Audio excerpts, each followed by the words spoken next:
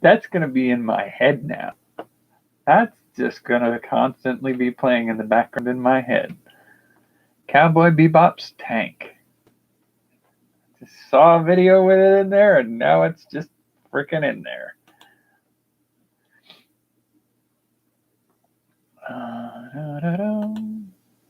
Da-da-dum, bum, bum, bum. Ba-da-dum, bum, bum, bum, bum, ba-da-dum, bum, bum.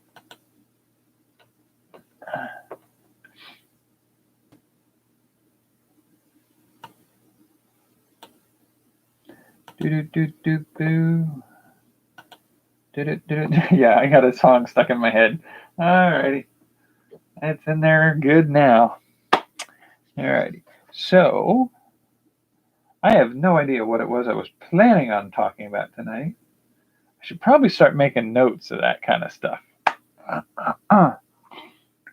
But, oh crap, did I leave it out? I left it out of the outside. I was going to say one of the things that I've been thinking about is some of the design elements of my game design within a game design.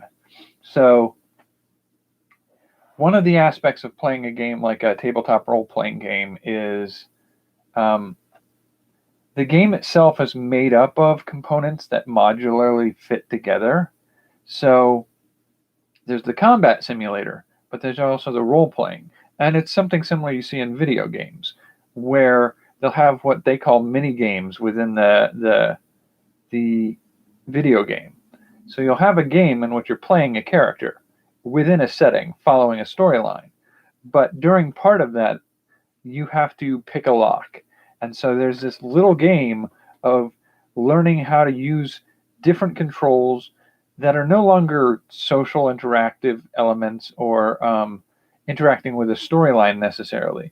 It's literally just a series of like, do this, then this happens, learn the right techniques to get this thing to happen in the right way. And so you've made a little game. And I like that Onion style game design where you make a game within a game. And so there have been elements of when I'm thinking of designing my tabletop role-playing game setting, which is a thing that I want to make not just for gaming in, but making stories in, or doing artwork for, or creating a video game for storylines within that setting. And so the idea of having this setting that is for writing, for gaming, and for tabletop gaming, and for artwork, and that sort of thing is one aspect of it. But within that framework of things, there's room for making games within games within games. So one of the things that I want to do for that is sort of figure out a way to gamify elements of that game. So in a tabletop role-playing game, you oftentimes have events occurring at a dungeon or a castle or a city or a village, and you have these events happening there, and there's travel between those locations. But that travel is oftentimes handled as a, like, glazed over. You're leaving the city of such and such.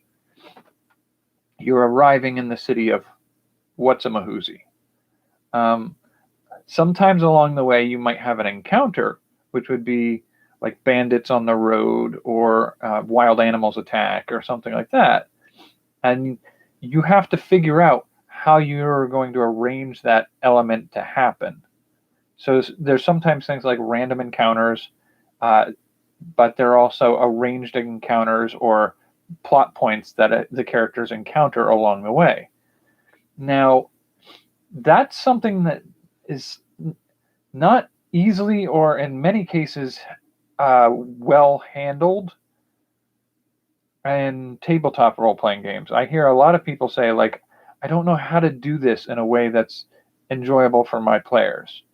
Like, it's a 3 week journey from the Shire to the forest on the other side of Moria. That's something that it takes a certain amount of travel time to get from the Shire to the dark woods. I think in The Hobbit, I think is where they do that. At any rate, that travel time, like in the movies, they glaze over it. In the books, there's a little bit of discussion of a few things that happen along the way, but it's sort of like in a lot of ways, it's like a montage, and we lose some of that sort of sense of time travel, time passing during that travel. And I feel like there's a way to do that differently. Now, in video games, there's a couple ways things like that have been handled in the past. So, like some of the more recent travel style games, I want to say like Skyrim or those types of games, you have a aspect of that travel being an important part of the journey for the character, but that would be brutally grueling to do it as a tabletop role-playing game. And it's even harder to include that in a storytelling where nobody wants to talk about like the endless roadway, trees, and whatnot. You don't want 50 pages of walking from one town to another with not much happening in there. That's not how you do a story. But I've been trying to work on some ways in which we can do a sort of a game, make a game of doing that part of the trip. And so that's one of those like games within a game. But one of the other aspects I've had for an idea for a way to start a campaign in my setting that I'm building for this game / storytelling, the idea is you've built the whole setting. You want to make it possible that the players or readers or writers can pick any place on that map as the start of the story of their chosen character. And so there's a part of me that tries to figure out, like, okay, what different ways can we introduce the characters and the setting to the start of the journey? And I feel like there's a metagame aspect that we can do for that, where if I were to be writing a character, I might decide based off of, okay, if I'm going to write a character's adventure through this setting, the type of character I want to talk about is this type of character in these circumstances. And that'll help me pick the character I want to start with. But if I were to do this as a tabletop role-playing game, what I want to potentially do is sort of lay out an idea of the setting, just like a brief glimpse, like what you get from the beginning of what the world looks like and some of the basic features. And then I lay out, if you want to play a character who's, a villager, then this is an area you can start in. If you want to play a sort of barbarian character in the middle of the wilderness with their small tribe of nomads, then these are the types of characters you can pick your character design from. If you want to be in a city, then you pick from these locations. And setting up that sort of uninformed decision making from the players. So in this case, it would be like imagining I had a couple of friends, 2 or 3 friends, maybe even 4 people who want to play a game. And I use my setting for it. I set out a map of the terrain that most of the story takes place in. And then I set out a sort of sorting piles of, if your character is human, dwarf, or elf, they're likely to be in this area. If they're a gnome or a kobold or a dark elf, then they'll be in this area. These are the territories. These are the lay of the land. And giving them the idea of like seeing the types of characters that exist and going, oh, that looks interesting, and getting them to work with each other to figure out what's the best way to get the chance to play the type of character they're interested in so that they all get a chance at that type of character. And then, based off of that, where are they going to be located on the map? Because if you're going to be an Anlong Fey, a high elf, then you're not going to likely be in the wilderness. You are more likely to be within one of the cities or capitals of the elvish territories. If you want to play a dark elf, then you are more likely to live in villages around certain forest features. They're more likely to be shamanistic and druidistic characters.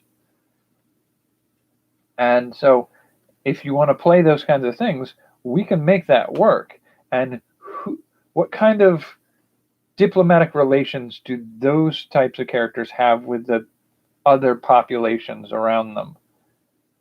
Because an Anlong Fey and a Dark Elf are not likely to be within the same territories, and they're not likely to get along well. But a dwarf and a gnome are likely to get along pretty well. Dwarves and kobolds, not a chance. They'll murder each other on sight.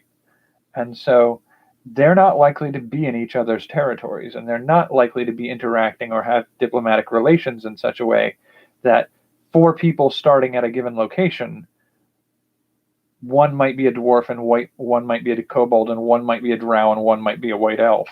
Like, it's just not going to happen. Those groups are not going to happen. You might get diplomatic relations between the elves and the dwarves, but you're not going to find interaction between the dwarves and the dark elves, partly because it would disrupt the peace that the dwarves and the elves have worked towards. So there's limitations, and the players can pick what they want to do, but their choices affect the choices of the other players they're playing with. And so if they're really genuinely trying to make some of these things work out, then their choice of what they want to do will necessitate a starting location. So I kind of want to gamify that aspect of make a playable game of making your choice of where you're going to be. Now, the second aspect of gamifying that I want to put in there is once you start in a location, I want little mini games that play test out the ideas of gameplay. So, like I talked earlier about how when traveling from place to place, instead of making that like, oh, we'll just gloss over it, like it took you 3 weeks to get from this city to that city. Instead of doing that, making a game, like you roll here, you use this as skill or ability here, you encounter this problem, how do you find a solution to that? Does it slow down your progress? Does it increase the speed of your progress that you found a way around it? You might find an encounter along the way. You might find a location that you want to stop and explore along the way. That sort of gamifying, giving that a interactive gaming element, is one of the things I want to try to do. By the same token, I also want to do something similar for like other game elements, make mini games out of them. And the way to explore that from the beginning, to give the players the understanding, like the tutorial level, essentially.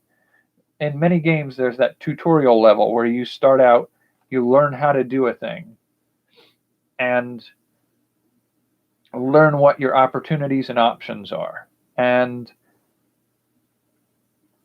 my mind is currently occupied with the idea of like fairs or bazaars or carnivals.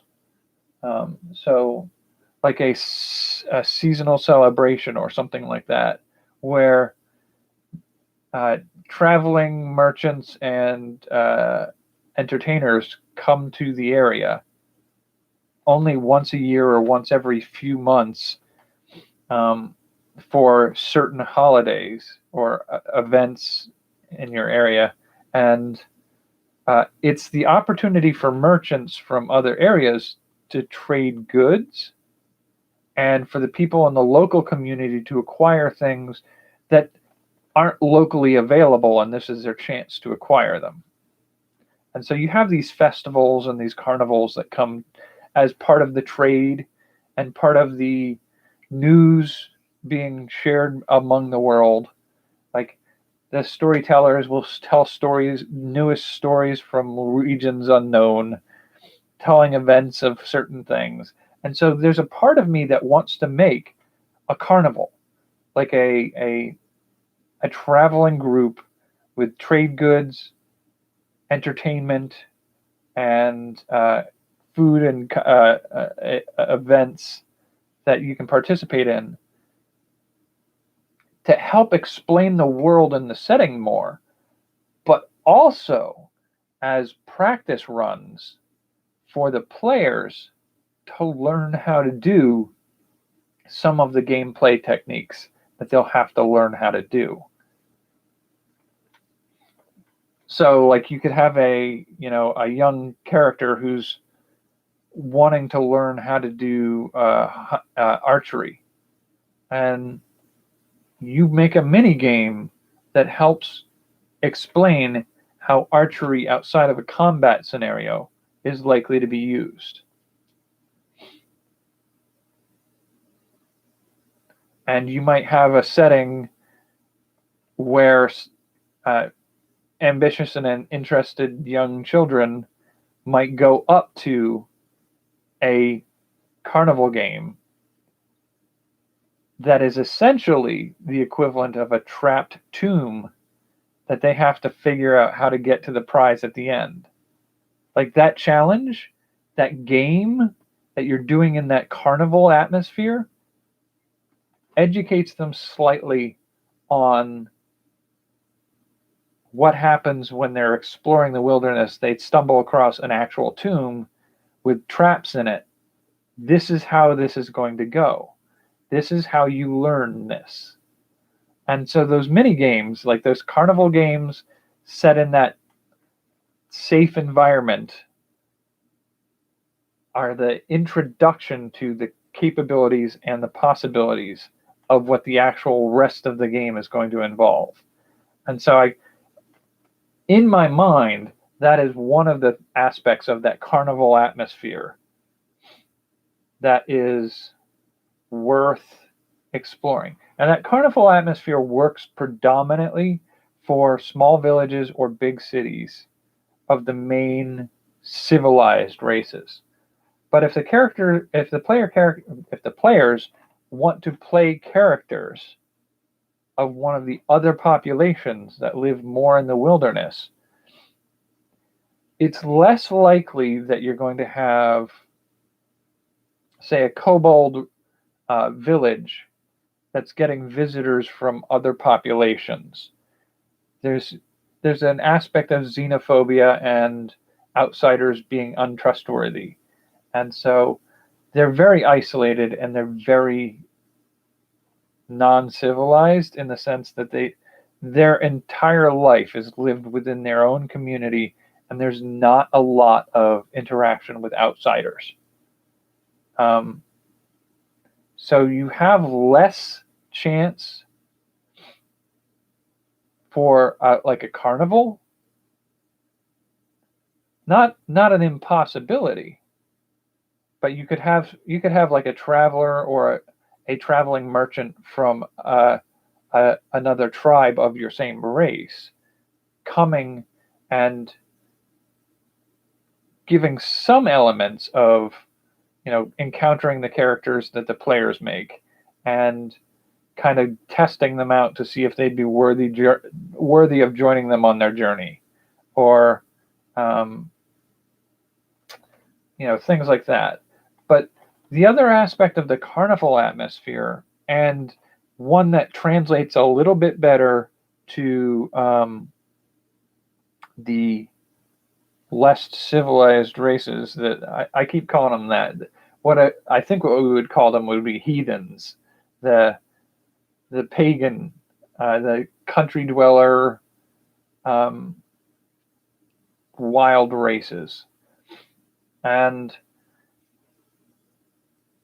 a thing that translates well between both sets of populations would be a traveling storyteller, or somebody who has stories of travels from other places. And so in the carnival atmosphere, you can have this you could have it done as performances on stage, where somebody's telling you the stories that you're going to observe and watch the carnival atmosphere. You can also have a regular storyteller who sits at a location in the middle of the carnival grounds telling stories for money, or a bard who sings story songs for money. You also have something similar with the heathen, the pagan folk, which would be essentially like the man from another tribe who comes to bring furs to trade. And at night, if you're careful, you can sneak up and hear him telling stories to some of the people at the local tavern with some of the money he made from the trades he's done. I mean, that sort of stories that travel are one possibility. And I've thought about doing this in such a way, and this is where I'm having a little bit of fun with this. The idea of starting the game with a storyteller telling stories, like basically it would be something like a lone figure is sitting in the middle of the tavern by the fireplace with a tall mug, but with the good money he made from the furs he got from trapping. As he traveled into your town with his fur to trade, he made good money, good enough to afford the local tavern's best drink. And as he sits there, talking with somebody else about some of his last furs to trade, this other person stirs a story out of him, pries a little bit of a story about what's going on in the world outside. And so the storyteller begins to tell a story. Now, at this point, I would hand you a set of select characters that are already made. You don't get to make these characters. I give you a set of characters that are already made. They're part of a group, and that group is the famous adventuring hero group, whatever we want to call it. And this is the story of the time they broke into the vampire's castle. And you literally give everybody a character who's one of the adventuring group, and you let them play out the scenario, just the short one, not traveling to the castle, not finding out the legends of the vampire, not any of that stuff. You just give them this game of dungeon crawling through the castle to find the vampire and fight it. and that is it. It is a tiny little mini game. But that mini game is one that players get to play, but it is part of the story that is being told by this guy at a tavern or around the campfire of a local village of kobolds or dark elves. And he's telling this story, and then when the story is over, whatever the outcome, whether the characters lose or the characters win, we bump back to the tavern where we've got our tale teller and potentially another story. And the next story could be raiding the mummy's tomb, where you have to get around all the traps. And it's no longer a dungeon crawl, it's a trap experience. And these are those little tutorial mini games that I was talking about. So like the idea of like how I would handle traps and how I would let the characters learn that experience through that storytelling. And again, I would give them a set of characters who are the famous adventurers who solved this problem or didn't solve the problem and died in that tomb. And then, there's, come back to the tavern or the campfire, and then another story. This story is about the famous map maker who set out on a journey to travel across large stretches of the territory. And we bump into that little mini game of overland travel and how I might handle that and how the players can experience that. And then you bump back into the tavern. And I've been thinking of these as vignettes, which are small, setting specific, like they're stories meant to set up the world for the reader. Vignettes are, and I actually think there's somewhere out there there's a definition of this. Vignette. No, Vignette. A brief, evocative description, account, or episode. A small illustration or portrait photograph which fades into its background without a defined border. So vignettes is a short descriptive piece of writing that captures a brief period in time. They are more focused or on vivid imagery and meaning rather than plot. Vignettes can be standalone, but they are more commonly part of a larger narrative, such as vignette found in novels or collections of short stories. So that's sort of the idea of what we're dealing with here, is these little stories that the players get to play out. But these are the stories that tell them more about the whole world and what's going on in the outside world. Some famous legends, they get to play the legends that are being told around the campfires. And so I think there's a lot of fun for that kind of idea. And it also can help, like, in the sense that you don't have to do a lot of the big setup and you don't have to do a lot of the big world build beforehand, and the players don't have to know about the whole world to play through the vignette. It helps them get immersed, but they can also be short enough that you can do 2 or 3 in a few hours of gameplay. And I feel like it would be kind of fun to do. It would almost be like a short story anthology for video games if you did a vignette series of video games, where setting it up in that same sense of like you're at a carnival, it's celebrating the major holiday of Ortus Day. It's the peak of the Ortus season, and you have your characters as maybe kids, maybe local people, in the town or in the community, maybe play some little simple games like a crossbow shooting ducks or something like that. So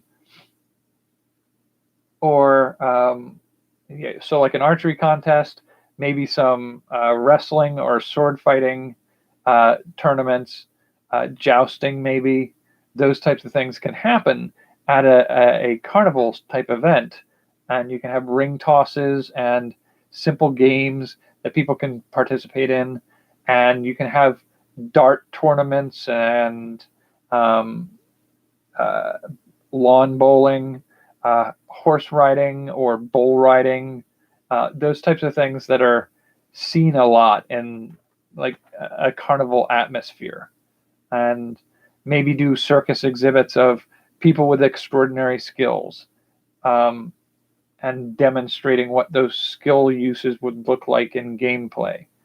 And so you could have these little playable carnival games, but also within that atmosphere is the local storyteller. And that local storyteller, you sit down, and as they start to tell the story, fade out and then pick your character.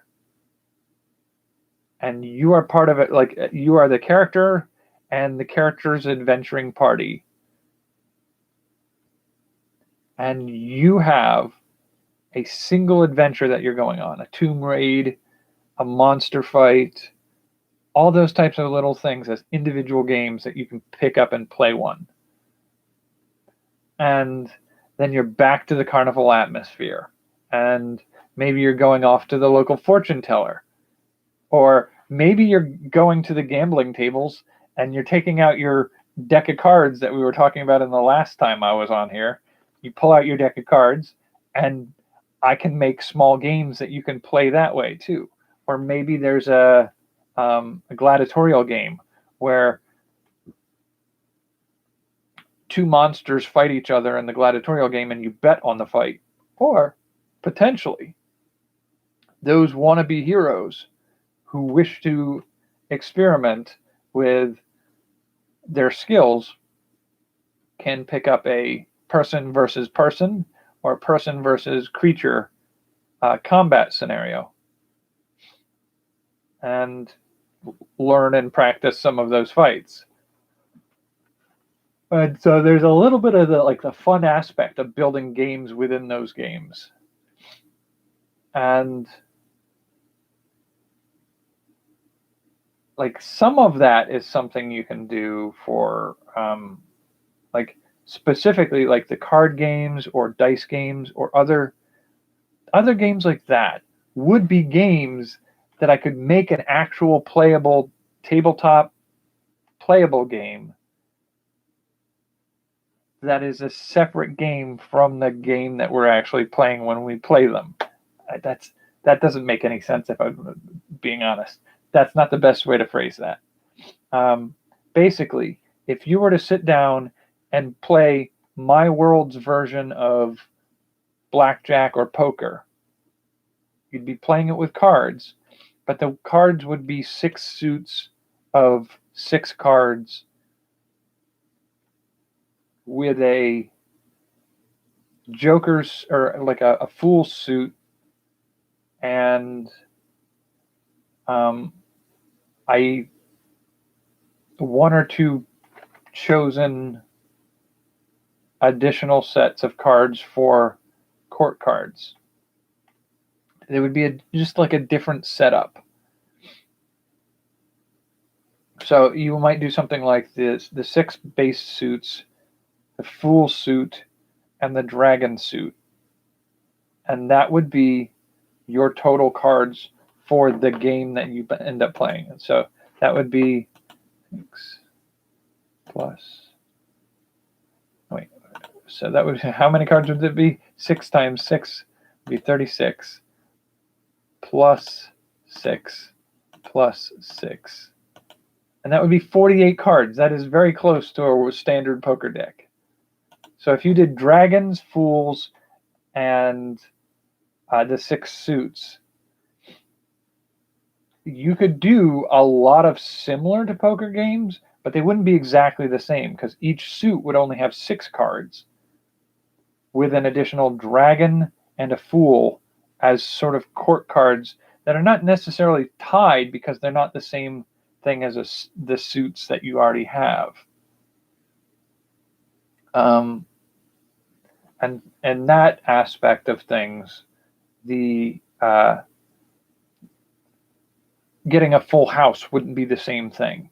You still have something like getting a 3 of a kind, 4 of a kind, and a straight. You can still kind of do that.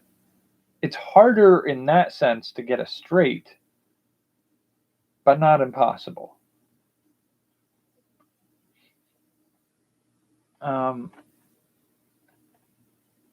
So like you could do things like that, or a dice game.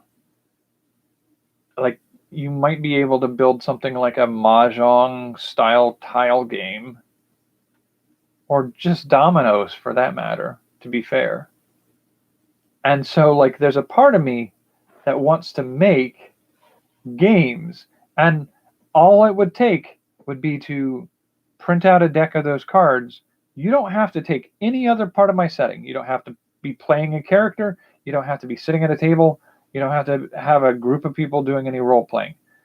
Like you could literally just print off my deck of cards and use them for games that are just card games. But those card games are built around and come from the tabletop role-playing game that I could also make a video game where you could play some of those card games. Just like you could play any number of card games, like a poker game on like or even a, slot machine, like a video poker or those types of games. I know you can do like a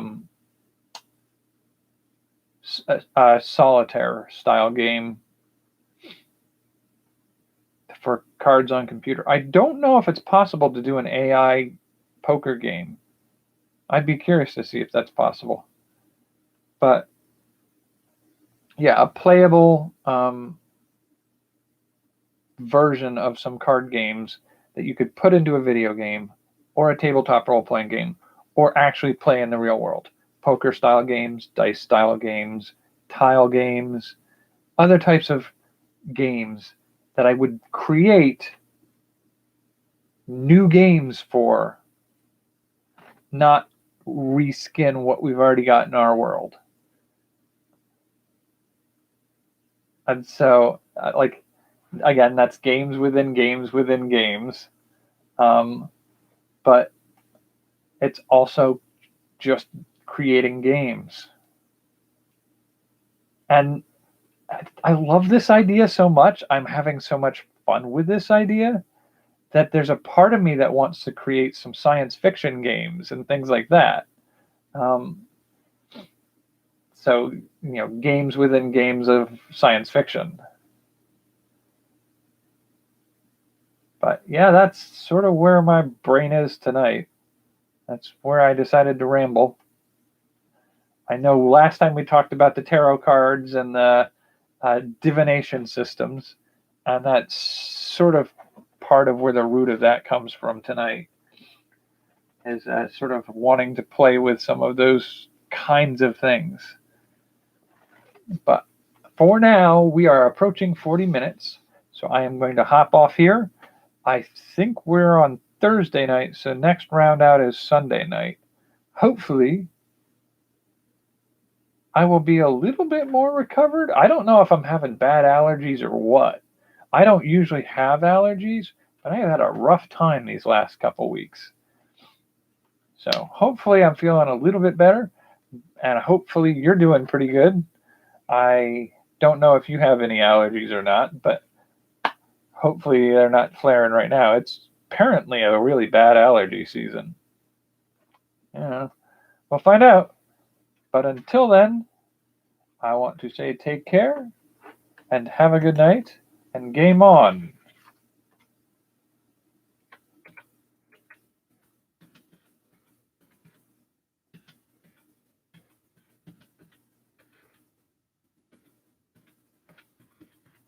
go look up a list of table games or card games or things like that and just figure out what kinds of things I'd want to create. All right. Stay safe out there.